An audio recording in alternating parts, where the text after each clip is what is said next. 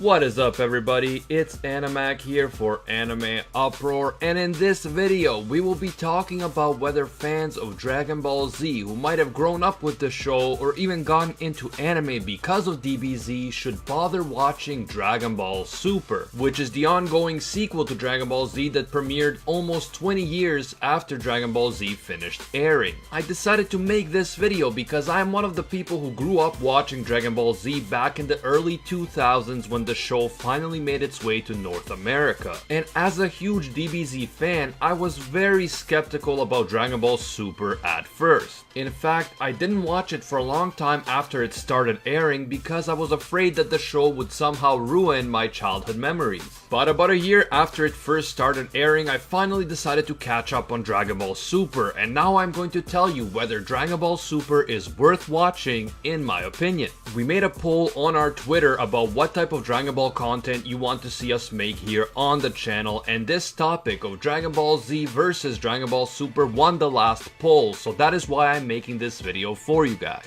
If you want to take part in future polls to help us decide what type of videos to make next, you can follow us on Twitter, and we are also posting daily on Instagram at Anime Uproar for both. Links are in the description. If you end up enjoying this video and you want to see more, don't forget to subscribe and hit that notification bell. Thank you to Rifty Beats for the background music. He makes cool remixes of anime soundtracks, including Dragon Ball music. You can check out his channel, link in the description.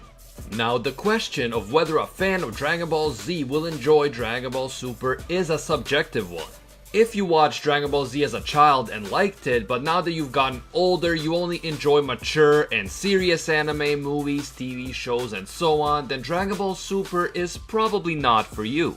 Dragon Ball Super has its serious moments, just like Dragon Ball Z did, but overall, it is an action anime that focuses on fighting and adventure. If you're looking for a deeply philosophical anime that will make you think about the meaning of life, Dragon Ball Super is not the perfect choice. However, Dragon Ball Super does offer 4 unique things that I think a fan of Dragon Ball Z will appreciate. Number 1 is world building. If you loved the unique and interesting world of Dragon Ball Z, including the incredible abilities that the characters possess and the universe that the story takes place in, then Dragon Ball Super does have a lot to offer. In Dragon Ball Super, we learn a lot more about the universe of Dragon Ball, and not just one universe. We learn that there are multiple universes that exist, and that the universe we know from Dragon Ball Z is just one of those universes. In Dragon Ball Super, we get to explore and learn more about not just Universe 7 where the Z Fighters come from, but also the other universes and the complex governing structure that rules over these universes. And this also includes a wide variety of gods, angels, and other divine beings. Speaking of which, in Dragon Ball Super we meet a huge number of new and interesting characters from the different universes and beyond. And this really adds to the complexity and nuance of the world of Dragon Ball. In Dragon Ball Super, it's not just a case of the same heroes fighting a new villain in each arc and then moving on. Instead, we meet a whole bunch of new and unique characters, some good, some evil, and some who are in between those two extremes. If you liked the world of Dragon Ball Z and you're interested in seeing new planets, new characters of different species and races, new divine beings, new and unique abilities and powers, then you should strongly consider watching Dragon Ball Super. Whether or not you like the world of Dragon Ball Z, as a fan of the series, you definitely like the characters that we meet along the way, at least some of them anyway. If you've been wondering what happens to Goku, Gohan, Vegeta and Bulma, Krillin and Android 18 and everybody else after the Kid Buu saga, Dragon Ball Super reveals this in great detail.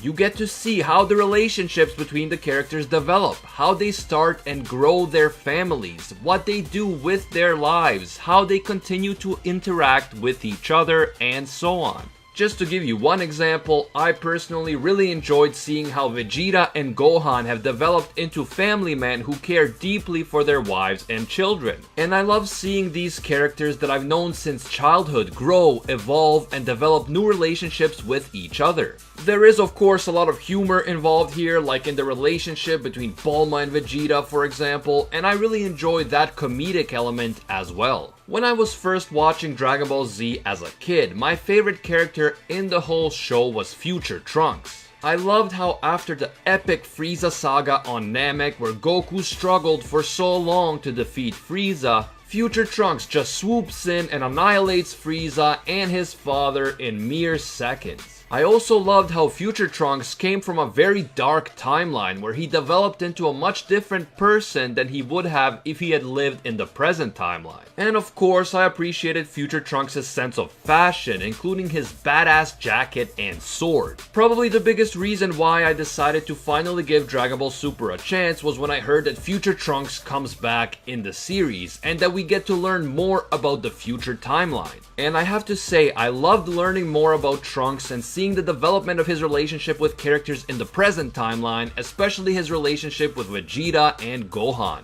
This is one of the highlights of Dragon Ball Super for me, and if you are one of the people who love the main characters in Dragon Ball Z and you are curious to see what happens to them next and how their relationships develop, Dragon Ball Super is definitely worth your time in my opinion. Number 3 is pacing and battle strategy. If you're a fan of Dragon Ball, you've gotta be a fan of action and epic battles between incredibly strong opponents, and Dragon Ball Super definitely delivers on this aspect of the franchise.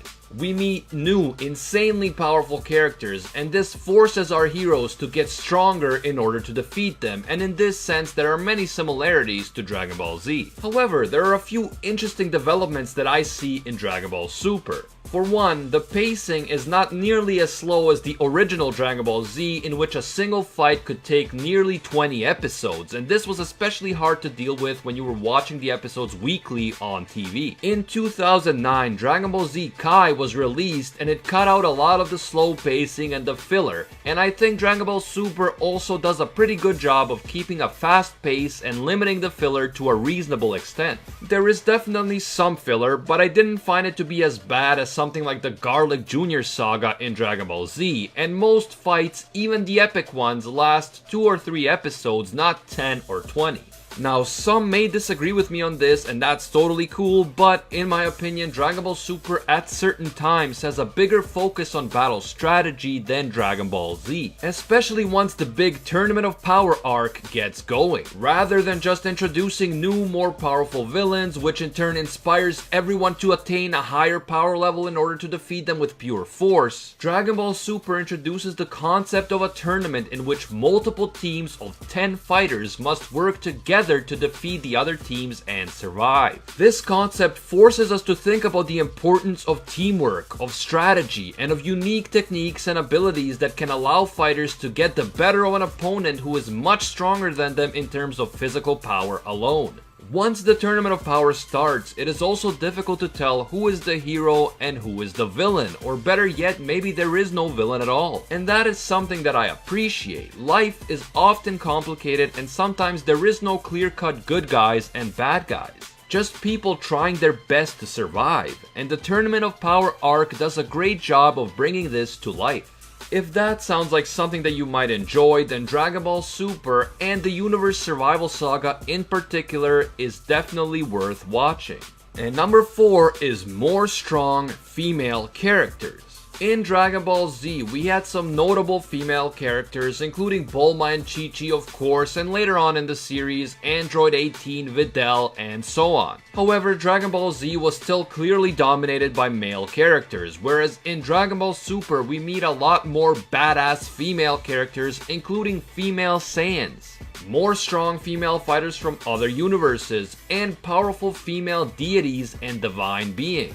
I personally enjoyed seeing all of these new female characters enter the mix, especially Vados, who is probably my number 1 waifu pick in Dragon Ball, with Android 18 a close second. Let me know who your favorite female characters are in the Dragon Ball franchise, and in general tell me how you think Dragon Ball Super stacks up against Dragon Ball Z. If you've already seen Super, are you glad that you gave it a chance, and would you recommend it to your friends? Give me your thoughts down in the comments. Personally, I definitely think that Dragon Ball Super is worth your time if you enjoyed Dragon Ball or Dragon Ball Z.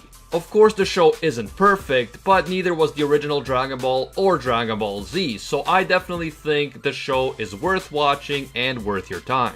but at the end of the day, everyone will make that decision for themselves, and we all have different tastes and opinions, and that's totally cool. If you enjoyed this video and want to see more Dragon Ball content in the future, be sure to leave a like to let me know. If you are new to the channel, don't forget to subscribe and hit that notification bell. Follow us on Twitter and Instagram for daily updates at Anime Uproar, and until next time, see ya, Space Cowboys!